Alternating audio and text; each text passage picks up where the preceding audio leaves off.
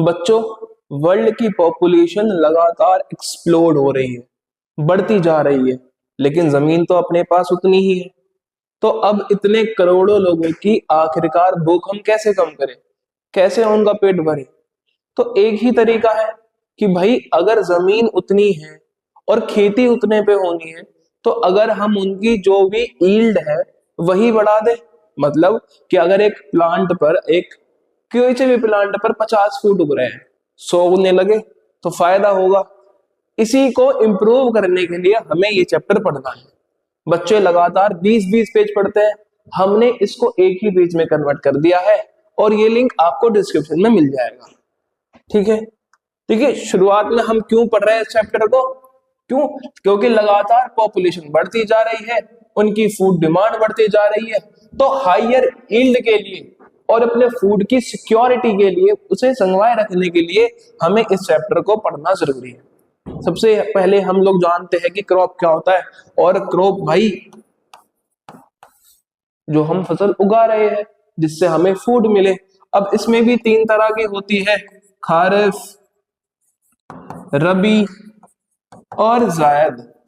अब आप ये जानते हो कि खारिफ मतलब कीचड़, जो कीचड़ गर्मी के मौसम में रेनी सीजन में बोई जाए। ठीक है, रबी यानी रजाई जो ठंड के समय में सोन की जाती है। और जैद जो रेनी मतलब गर्मी के आसपास आप देखते हो, कुकुम्बर, वाटरमेलन, उसको हम कहते हैं ये नॉर्मली खारिफ, रबी, जैद। डिफरेंस इंपॉर्टेंट है। अब हम कैसे आखिरकार अपनी फसल की इंप्रूवमेंट करें? सबसे पहला तरीका है हम क्रॉप वैरायटी इंप्रूवमेंट का यूज करें। मतलब कि भाई जो बीज हम यूज कर रहे हैं, अगर वो ऐसा बीज हो, सुपर सीड हो, जिससे बहुत ज्यादा फ्रूट प्रोड्यूस हो, ग्रेन प्रोड्यूस हो, तो हमारे लिए बल्ले बल्ले हो जाएगी। तो इसमें हमारा ऑब्जेक्टिव है कि जो सीड हम यूज कर रहे हैं वो हायर यील्ड प्रोड्यूस करे, उसकी क्वालिटी बहुत इंप्रूव हो, उसके अंदर अच्छा खासा न्यूट्रिएंट प्रेजेंट हो, वो बायोटिक और अबायोटिक रेजिस्टेंस अच्छी खासी प्रॉपर्टी रखता हो। बायोटिक मतलब कि living being, bacteria, fungi, east, और अबायोटिक टेम्परेचर, मॉइस्चर, इन सब में उसकी मैच्योरिटी ड्यूरेशन बहुत कम हो जाए, वो बहुत ही ज्यादा वाइडर एडेप्टेबिलिटी दिखाए, क्लाइमेट चेंज को रजिस्ट करे, और डिजायरेबल एग्रोनॉमिक ट्रेट्स यानी जो हम चाहते हैं वो वैसी ही प्रॉपर्टी को शो करे। ठीक है, इसके लिए 2 मेथड है। पहला है हाइब्रिडाइजेशन।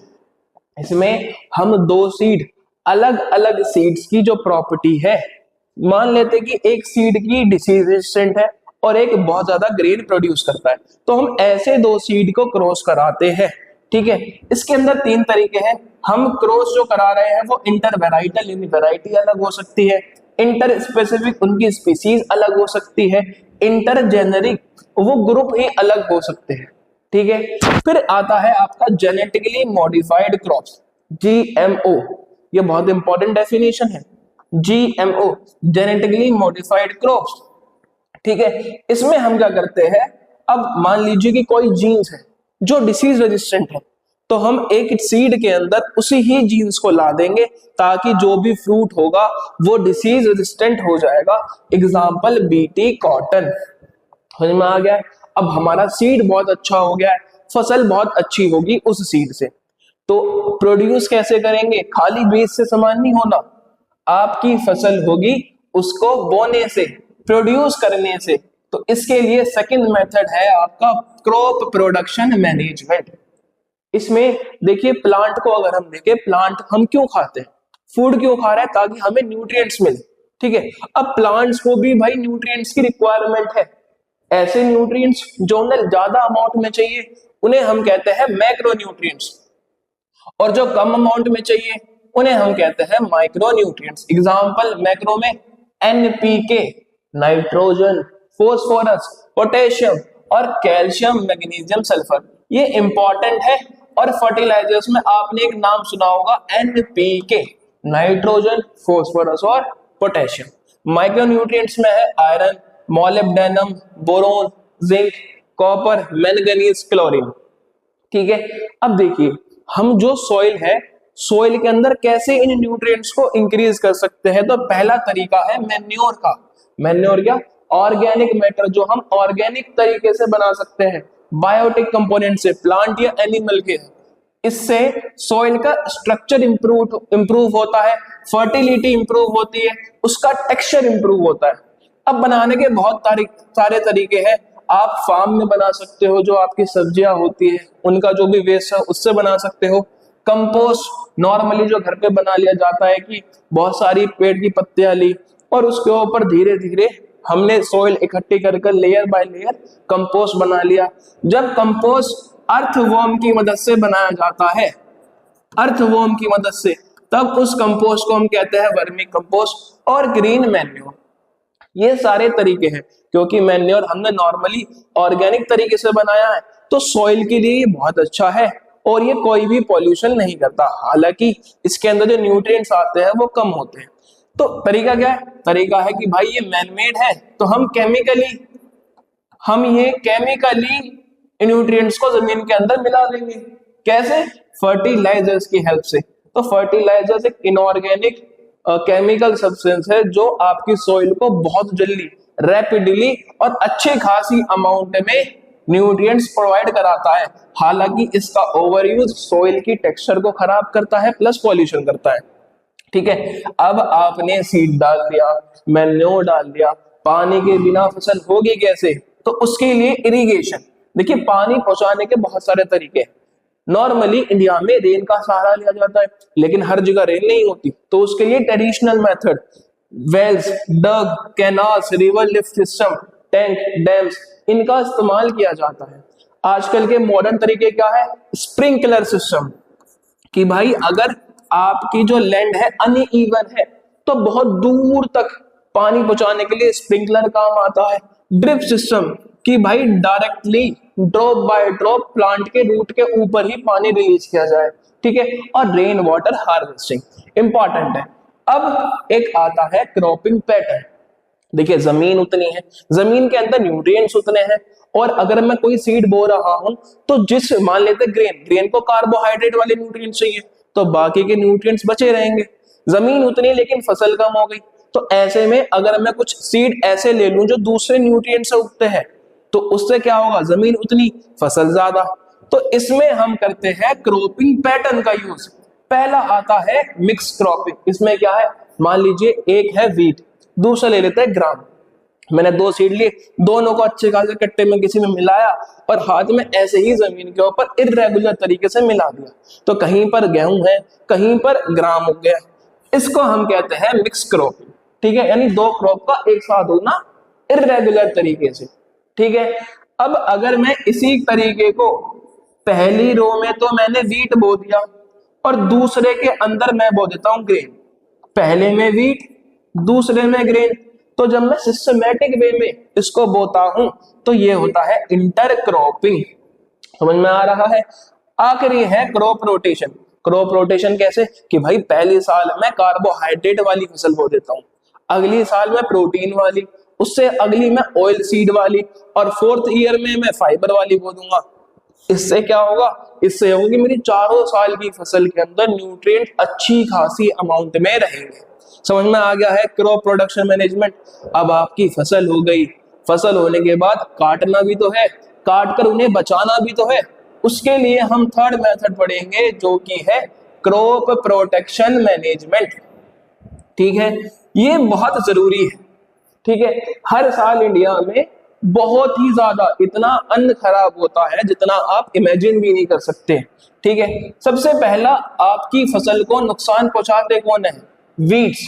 ये अनवांटेड प्लांट्स होते हैं जो आपका कंपटीशन इंक्रीज करते हैं आपकी क्रॉप के साथ। ये बिना मतलब ही न्यूट्रिएंट्स एब्जॉर्ब कर लेंगे। Example xanthium, parthenium. ठीक है, इनको कंट्रोल करने का तरीका क्या है? हर्बिसाइड यूज करना, और या फिर मैकेनिकली आप इन्हें रिमूव कर दो। अब आप जानते हो बहुत सारे पेस्ट होते हैं। पेस्ट क्या? जो भी आपके बैक्टीरिया है, रोडेंट्स है, इंसेक्ट है, इनसे भी तो बचाना है।